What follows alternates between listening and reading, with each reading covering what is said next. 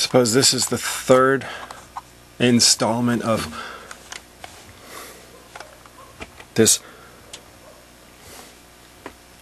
explanation of, very general explanation of this Bible, what it is, what it isn't.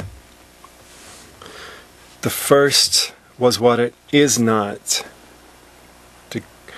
The claims of those who claim to know the way to God, and how they claim it's some magic book of magic phrases, infallible words, whereby they can create rules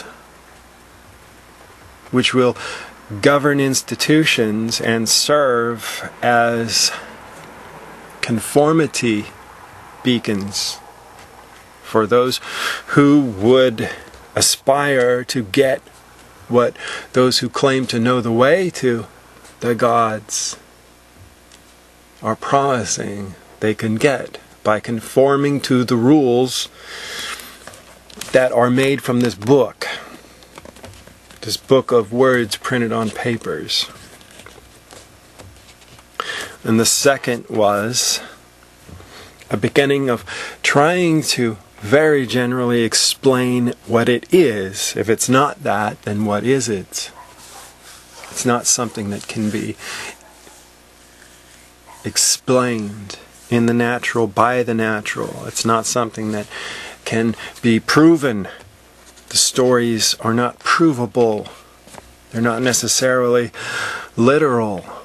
They're metaphorical. They contain secret mysteries in what they reveal. Not simplistically, but collectively.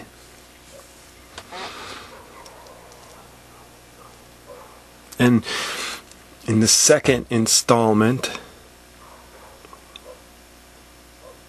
there was the introduction of this one who kept being talked about by the words that were in this scripture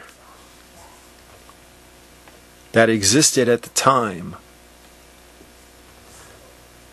that the New Testament writers wrote the words. There was no New Testament. When they said scriptures, they were speaking about the Old Testament. And they spoke about this one who was to come, who was the fulfillment of all of those promises, prophecies, prophetic words that were contained, that were preserved for a particular purpose.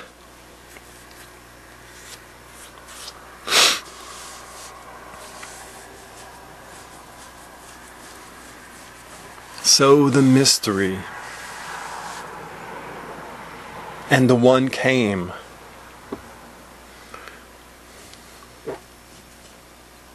And then at a certain point, the second part of it started to be collected, started to be written, and was eventually collected and made into this whole thing, the whole book.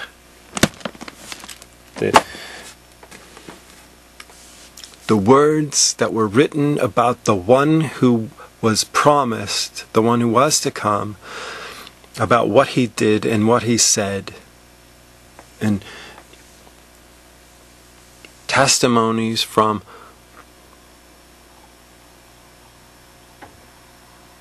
those who saw, letters that were written amongst those who had the secret revealed to them in the first century, who were part of this movement, this incredible, supernatural, mysterious revealing of the identity of this one who was promised. And there was this group that sprouted in this time just after that one came and was murdered and was raised by God and then went to the Father and then came back and inhabited the bodies of those who wrote these letters to these different groups that existed for a short while. And those letters contain information about what was happening. They reflect what was happening for this very short while before it went away, as was promised in the same words that were bound up with the other words and became the entirety. So this book explains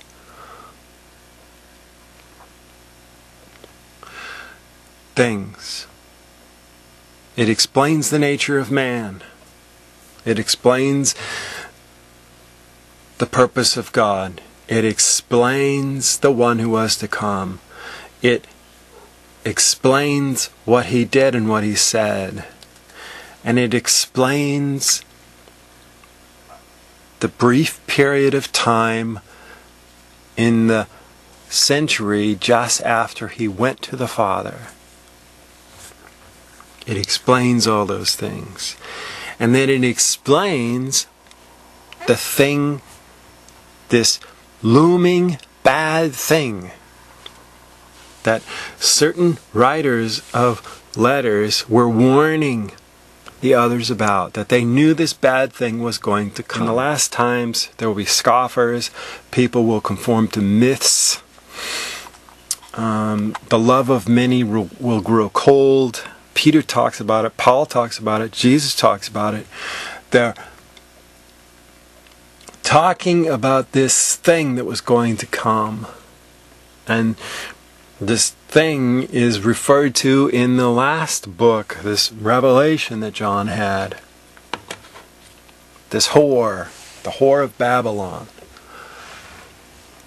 And briefly, the whore of Babylon is Christianity in all of its forms, beginning with the Church of Rome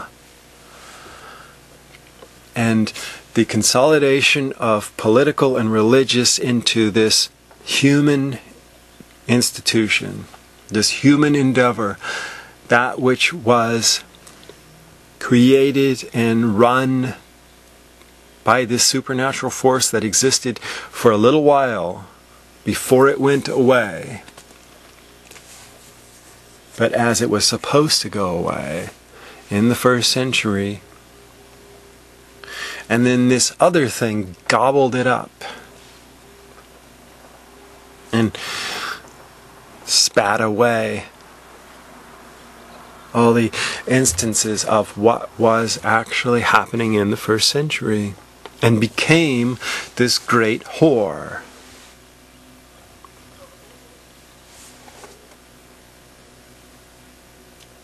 The whore of Babylon is that which took what was true and what was happening into captivity, as Israel was taken into captivity. And a whore is the imposter. The whore is the imposter. The whore is the one who calls herself the bride. But she isn't the bride. She's a whore.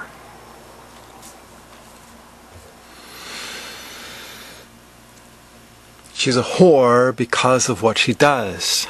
She takes what was true and she uses it to her own benefit, for her own purpose, back to that purpose of man. And that's what Christianity is. Our God is better than your God. We know the way to God. We can tell you the way, but it's going to cost you. And what we need from you is that currency of agreement. And if you have money also, you can give that to us. That's the whore.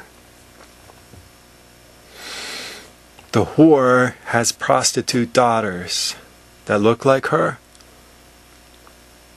They aren't exactly like her, but they look like her because they believe the lies that were made up. They all believe the same lie.